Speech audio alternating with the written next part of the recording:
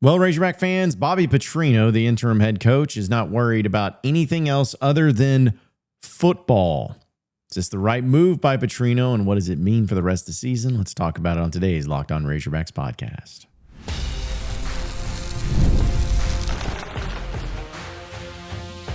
You are Locked On Razorbacks, your daily podcast on the Arkansas Razorbacks, part of the Locked On Podcast Network, your team every day. Welcome into Locked On Razorbacks podcast. I am your host, John Nabors. I am also the host of Inside Arkansas Live, which you can catch every weekday starting at noon on Inside Arkansas and InsideArkansas.com. Today's episode is brought to you by Game Time. Download the Game Time app, create an account, and use code LOCKEDONCollege for $20 off your first purchase. Hope everybody's having a wonderful Tuesday as we'll talk a little bit about the coaching search in general, because I think there's some things that we got to remind each other of when it comes to this coaching search and what goes on with it, as well as Razorback basketball and some news coming out from that, dealing with the predicted order of finish and who's all SEC, and I'm sure I'm going to agree with all of it. But either way, it's always fascinating to hear from Bobby Petrino, and we got a chance to hear from him yesterday. And it was a little bit different this time because this wasn't the first time of him going out there and coaching for the Razorbacks for the first time. It wasn't the first time that he was, being the interim and having to fire a bunch of people. It's not saying the newness has worn off, but it's definitely been a little bit different this time around than what it was last week or even the week before when it comes to him and when it comes to everything that they're trying to do. But I get a kick out of the idea that Petrino is some sort of guy who just always thinks about things that me or you or anybody else would think about. What I mean by that is, for instance, Arkansas is playing Texas A&M this weekend. For those of you who may not remember, Bobby Petrino coached at Texas A&M for 5 minutes. It was actually a year, but not long at all. And so when he's being asked about, hey, playing Texas A&M, any thoughts on that? Any emotions? It's pretty much like, nope, not really. And it has to deal also with not only the emotions and all that, but still the ever swirling around storyline about him being the head coach or the permanent head coach moving forward. And he was asked a question in the press conference dealing with the pressures. Was the pressure different from when he's the permanent head coach, from when he's the interim head coach? How's that pressure viewed? This was also after he was asked a few questions dealing with some things surrounding the storylines of everything. And here's what he had to say. Yeah, I'm not thinking of it as that. I'm just going out there every day and trying to help these young men get better, help them understand that football is one of the things that helps you the rest of your life. And we've talked a lot about that in team meetings, and just trying to make it a better product out on the field. That's all my focus is right now. What happens after this happens. And I'm not thinking about it one bit, and I don't have any pressure on myself on that at all. I just want us to be a better football team on the field and find a way to win the game. We've been in them, we've had our opportunities, and we just haven't been able to finish and find a way to get the W. Okay, so what he said right there is exactly right. Some of you may chalk it up to just being coach speak, which is possible. Just saying, what's he going to say? But I truly think that Petrino is just wired a little bit differently than most, where he is truly just focused in on football because that's what he wants to be focused on. He's never been somebody that likes pomp and circumstance. He's never been somebody that likes to talk about emotions a whole lot. Even in the times when he was asked about it, dealing with, certain things going on and coming back to Arkansas, he mentioned them and he talked about them, but I think it was almost just because he was being courteous. But right now, he is locked in as far as football. It's just football. And what cracks me up too is about, being asked about the pressure and everything. He says that, there's no pressure. I'm just focused on getting this team ready and trying to get them to play their best and, trying to figure out how to get them over the hump and win games. It's like, well, yeah. Bet you are, because what's going to get you the job that you want? Winning games. And so when you have somebody like Petrino that's trying to just kind of put himself out there a little bit and trying to focus in on the important things of, all right, well, this is my show right now. This is my game. This is my team. And, we had a close loss again last week. How can we take on this team, this Texas A&M team, which unfortunately is good and unfortunately is undefeated. But, I look at it where, he's got to win games no matter what. And I'm not saying that if he loses this game to A&M, then he doesn't get the job, just like I didn't feel that way against Tennessee. I mean, I think Arkansas's opened up at 8-point underdogs against Texas A&M. I'm not expecting Arkansas to win. I'm not going to pick them to win. But, man, it's one of those things to where if you're Petrino, you're looking at this as a golden opportunity. You had a chance last week for sure, and you came close. It was not good enough, but you came close. Now you're taking on a top 5 team in Texas A&M, an undefeated team in Texas A&M, at home in front of your home crowd, and what will be hopefully a pretty good atmosphere. I see that the weather's now changing, and I think I jinxed that because I was saying it was going to be perfect, and now it's not. So let's hope the weather holds up. But still, it's a team in Texas A&M that you've beaten once since Bobby Petrino was the head coach. I think that might be the most absurd thing of all time is you've beaten them once since Bobby Petrino was the head coach. So you got work to do. You got your work cut out for you. But if you're looking at this as some sort of opportunity for Bobby to say, hey, I want to get the best out of my team, and I felt like we did some good things, we still got to get better. But if I found a way to beat A&M, top 5 team at home, that's going to set up a lot of other successes to come along with it. It's going to set me up for success to where it's going to be hard for people not to start saying I'm the front runner for the job. But also, too, it's just going to have the team feeling a lot more confident. I don't know if Arkansas's got this, magic wand that they can wave to just figure out how to win games close. And it wouldn't surprise me at all if Arkansas ended up being one of those teams and having one of these games against A&M where they played close. It's just being honest. It's just the way it is. It seems like it always is the way it is. But if I'm Petrino, I'm looking at, what is it about this team that makes them, especially this season, because we're talking about this year, has made them lose games, And I think turnovers is kind of like the big thing that everyone points to. I mean, the fumbles have been incredibly terrible. I mean, just putting it mildly. I mean, Ole Miss, I think everybody felt like Arkansas was going to go down and score a touchdown on that drive if it wasn't for that fumble. I think everybody felt like, hey, they were going to beat Memphis at least on the final second field goal. They just didn't fumble. And it's the same thing against Tennessee, that you may have been in a better situation. Who knows, maybe after that Braylon Russell thing. I'm not going to say that was the reason why they lost the game, because it's not. But I'm just saying they were having a really good drive put together, and if that fumble didn't happen, who knows, maybe they would have gone down and scored a touchdown and could have made everything a lot different. But it's Petrino's job now, and it's his job to kind of figure out how he can help the team get over that hump. Because we talk about culture, we talk about all the things that are built into it, and how it seems on paper that it's really easy to overcome. It seems like it's just a couple of plays here and there, but there's got to be something more to it. There's got to be some sort of element to where either they're afraid or they're cursed. There's got to be some sort of explanation for it. But I truly believe it's just going to take that one. It's just going to take that one game this year, because I'm not talking about previous years, because somebody will say, well, it happened last year against Tennessee and I didn't do it. No. I'm not talking about last year. I'm not talking about previous year. I'm talking about this year's team. I think it's just going to take that one game. If they would have beaten Tennessee, I think it would have been that one. If they beat A&M, I think it for sure will be that one. But you just got to get that monkey off your back. You got to get that weight off your shoulders of just everybody collectively thinking and expecting you to blow it. And they're not wrong. Everyone talks about the shirts that get made of like, hey, we almost always win.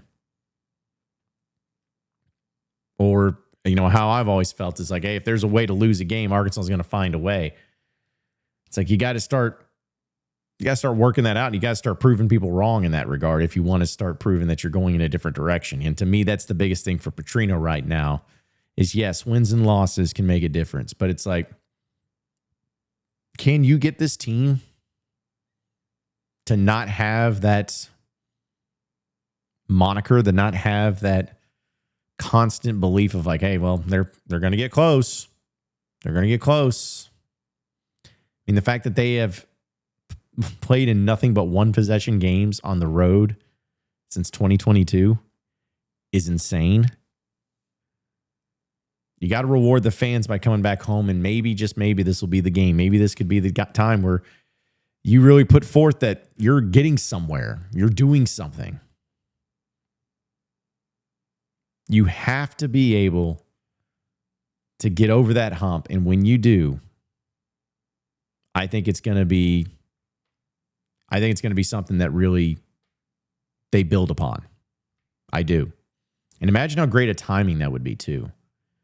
If you beat A&M, because I know we'll talk about the what if question later, but if you beat A&M, it just suddenly feels like that Auburn game, the Mississippi State game, you should win at home.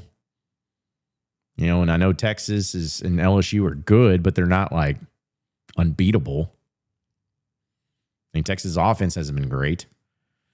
LSU, they've had some struggles offensively as well, and Garrett Nussmeier is not what he was, I think everyone was anticipating on. And then at Missouri at the end of the year, who really knows what either team's going to look like at that point. But I'm just hoping that they can find a way to do the one thing that they've been lacking. Just win. You fight, you claw, you make plays, you don't make plays. Like all these things come together, but at the end of the day, it's like I'm just tired of almost being there. I hope Petrino is, and I hope the team is, and they just got to get over that. It's easier said than done, right? Well, as long as Petrino's focused in on just football, just getting this team ready, and just getting these guys to figure out how to a way to win the games, it's going to be a lot different. It would have been a lot different too if Sam Pittman would have figured that out as well. He'd probably still be that coach. But either way, there's some coaching search update things and something else I want to clarify on something because something really got crazy and out of hand yesterday. But we'll talk about that. So stay with us here on Locked On Razorbacks podcast. All right, Razorback fans, the holidays are going to be here before you know it, which is exciting, but your home is ready for guests and celebrations, and that can feel like a lot. Maybe you serve where needs a refresh, right? Maybe you got a guest room that needs new bedding. Wayfair has everything you need to get your home holiday ready, from Christmas trees and wreaths to bedding, cookware, and outdoor inflatables. It's your one-stop shop for every room in the house. Wayfair makes it easy to personalize your home for the holidays with a huge selection of every style and budget. And with free and easy delivery, even on the big stuff, you can get everything you need without the hassle of huge delivery fees. It comes really easy where you find the pieces that can fit your style and budget, and everything comes out in one place, and the checkout is a breeze. The delivery is fast and free, which can be truly a lifesaver at this time of year. Now, instead of stressing about getting the house ready, you can actually enjoy the holidays with your family. So get organized, refresh, and ready for the holidays for way less. Head to wayfair.com right now to shop all things home. That's WAYFAIR.com. Wayfair, every style, every home. We're also presented by our friends over at FanDuel. We know the NFL season's in full swing, college football's in full swing, and right now, new customers can bet just $5. $5 and get $300 in bonus bets if you win. It's as simple as that. And you pick a bet, you put down $5, and if it hits, you'll unlock $300 in bonus bets to use across the app. Maybe you're feeling Arkansas is going to be able to cover that spread of +8. Well, put it down on it. Do it with FanDuel. It makes watching football even more exciting when you got a little something riding on the action. And whether you're a casual fan or love diving into the stats, FanDuel makes the game day experience so much better. What are you waiting for? Visit FanDuel.com to download the app today for FanDuel and get started.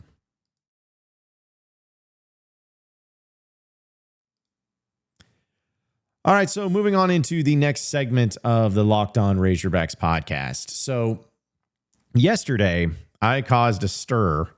Seems like I do that sometimes unintentionally about James Franklin because there were so many people that I saw, Razorback fans that I saw, that were so irate and so anti-James Franklin that it was kind of weird. And I simply put out on Twitter, I was like, you're an idiot if you're one of these fans where you say you don't want James Franklin as the coach. And people took that as me saying he's the number one choice. People took that as an insult. It's fine. It's whatever. My intentions were on it is like, and I say this about a lot of coaches. There's going to be coaches that names get thrown out, but the ones that seem to have a resume, seem to have a pretty broad knowledge and respect in the game, and somebody that think I could be you could have an immediate upgrade, as a for sure upgrade from what you had previously, I say it's worth looking at. And it's a coach that I would at least believe in. Because as I've said many times before, you don't have to have just one coach, folks. There could be multiple coaches that you can look at and say, hey, I may like this coach more, but I am good with this coach coming in. I'm good with this coach being the guy. And that's okay. But it's the sheer animosity and passion that I think people come with, to where if it's not the one coach that they want, then it's you're stupid, you're dumb, you're an idiot for even thinking that person could be a good coach. And that's where I kind of came into play. I'm like, you're an idiot if you think James Franklin would not be a good coach at Arkansas. Like, you're an idiot if you think that he would walk in and be a disaster. There's no evidence of that. And I had people like bringing up his record versus top 5 teams. And I'm like, what are we doing? What are we doing here?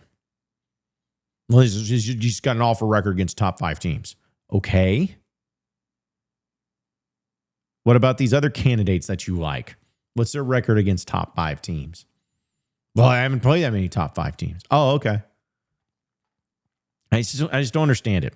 I just don't understand the logic in it. But here's the deal. And I'm not taking anything personally, and hopefully none of you do either. Like with me having my opinions on stuff. It's because it's not a personal thing. Like, you have no personal connection. I don't have a personal connection. We all want the same thing, though. We all want the best coach that they can possibly get coaching the Razorback football team. We all want that. But it gets to a point to where it's like, I used this comparison before, but it's almost like it comes to, like, if you're on the Bachelor or something, and you're the guy on the Bachelor, but except you have nothing but coaches. But in this case, we'll use the women example. And then some of you are going to be like, man, of all these 50 women that are out here, I really like that one, because I prefer blondes, or she's got a much better smile than the other ones, or I like the way she looks in the body, like whatever it is. And then some other fan comes in and has the same 50 women, and he's like, well, I actually like that one. That's the one I want to go over there. I'm more of a brunette guy. And then you look at me, you're like, are you serious? How dare you? Like, what do you mean you'd rather have someone? There's only this one girl over here, and she's the best one here. It's like you take it so personally because you feel like somebody is insulting your own beliefs, your own feelings on who you think is the best coach. And it's not an insult, folks. Don't feel like it's an insult. It's not. People have different preferences. People have different viewpoints. People have different ways of thinking of how the coaches are going to go. And it's okay to have a preference, but it's also okay to not be like nuclear. If it's like someone like James Franklin, you just go, nope, be a disaster, awful, might as well have kept Sam Pittman. That's a dumb take. You got to be reasonable in this. We got a long ways to go, folks. We got weeks upon weeks to go. And again, we all have our preferences in the coach. But don't take it personally to where if it's one that is overwhelmingly rational and logical and good, like a James Franklin, again, if you think he's not going to be a great coach, that's okay. Or if you think that he's not going to be this national championship winning coach at Arkansas because he wasn't at Penn State, that's fine. But be reasonable in the way of saying, oh, well, just Chad Morris 2.0. Like, stop. Look at it logically. Let's look at this in a way of, if you hired a James Franklin to Arkansas, that would be a rock star hire. That would be a big time hire. But you know what? I think John Sumrall would be too. I do. I would like Dan Mullen. I wouldn't mind Alex Golish. I wouldn't mind Rhett Lashley. Part of me wouldn't even mind Bobby Petrino. Now, I have ones I like better than the others, and that's okay if you don't like them. But it's not going to be as bad as what you all try to make it out to be sometimes. Don't take it personal. Have fun with it. Because you know who has zero say in this whole thing? Me and you. We have zero say. We'd like to think we do, but we don't. Basketball, though, I got to bring this up. Always getting the shaft in basketball, it seems like. But we'll talk about that in a second. So stay with us here on Locked On Razorbacks podcast. All right, Razorback fans, college football is so back, and we know we couldn't be more excited with the tailgates, the rivalries, and the energy in the stands. There's nothing like it, but let's be real. Actually, getting tickets can feel more like a battle than the game itself. Endless queues, hidden fees, prices jumping at checkout. That's why I use Game Time, the app that gives the advantage back to the fans. It's the easiest way to score last-minute tickets at the best prices with no surprise fees. What you see is what you pay. Anytime you pull up Game Time, it just takes a couple taps and you see all the amazing deals. Talking about your favorite college football games for as low as $25. The app is super simple that you can even see the exact seat that you're going to be buying and the viewpoint that it looks for before you buy it. So take the guesswork out of buying college football tickets today with Game Time. Download the Game Time app, create an account, and use code LOCKEDONCollege for $20 off your first purchase. Terms apply.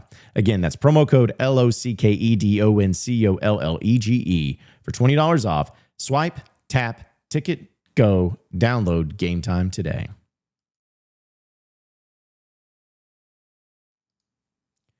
All right, so final segment here in the Locked On Razorbacks podcast. So the media came out with their predicted order of finish and their preseason SEC things for men's basketball, which I thought was so strange because SEC Basketball Media Days is starting up technically tomorrow, but yet they already came out with the voting and stuff. I've been to SEC Basketball Media Days a few times. I went last year. It's just not, I wish they set it up a lot easier for media because and I want people to understand that the ones that go to this, it's in Birmingham every year.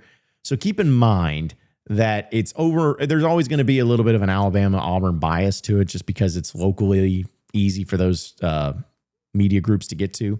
And, of course, Kentucky's always going to send everybody because they don't care about anything in football, while the other schools and everything are kind of focused in on football when it comes to their media. But either way, the SEC announced their preseason poll. Your Arkansas Razorbacks are 5th. Florida's number 1, Kentucky's number 2, Tennessee's 3, Alabama's 4, and Arkansas's 5. Auburn is 6, Missouri 7, Ole Miss 8, Texas 9, Mississippi State 10, Vanderbilt 11, Oklahoma 12, A&M 13, Georgia 14, LSU 15, South Carolina 16. Well, I'll say this: Florida being a number 1, it makes sense. But the rest of them, I mean, it's really a crapshoot. People are big on Kentucky; they always are, but I still have my own druthers about it. And again, remember the bias in there. Alabama being at 4, I ain't too sure about that. But hey, listen, Arkansas's got at 5th is not the worst thing in the world, but it's also like, okay, well, they're the team that literally has the most retention of any team from last year. And they added some really key pieces in the big man department. And they also have 2 McDonald's All-Americans that are on the team. So I don't know. But hey, listen, they might be all right. But it's going to be fun, though. It's going to be fun to see how it all plays out. But also, too, the thing that was really a bunch of crap was the fact that Arkansas only had 2 players represented in the All-SEC men's basketball team. And you're probably like, well, hey, that's a good amount. Well, not really if they're both third team. Carter Knox and DJ Wagner both are third team All-SEC. Okay. All right. You got Owe for Kentucky's being the preseason player of the year. He's also first team. You got Alec Condon for Florida, Josh Hubbard, Mississippi State, Pettiford for Auburn, Philon for Alabama, all first team. Nate Amen is on for Tennessee. He's a second teamer. Another guy that Arkansas got a visit from, and he's like a true freshman. Okay. Boogie Flan, second team, former Razorback. Gillespie from Tennessee, Hall from Florida, Mark Mitchell from Missouri. Guy's still there. I feel like he's been there forever. Could be wrong. Either way. It's all crap. These people got it wrong. Arkansas is going to be better in fifth. Arkansas is going to have more than just two all-SEC players because DJ Wagner and Carter Knox being there is, hey, kudos to them. That's awesome for them, but they're going to have more than that. And I just can't wait for Cal to prove everybody wrong. Looking at you, Big Blue Nation. I know you're watching. I know you're hate watching. See you in the comment section. Appreciate each and every one of you listening in and watching into the Locked On Razorbacks podcast. Be sure to like and subscribe to the podcast on iTunes or on Google Play. You can also get after me on Twitter at John Nabors Show for any questions, comments, concerns you may have. We'll keep it going from there. Same podcast time, same podcast channel tomorrow afternoon. Have a great day, everybody. We'll see you then.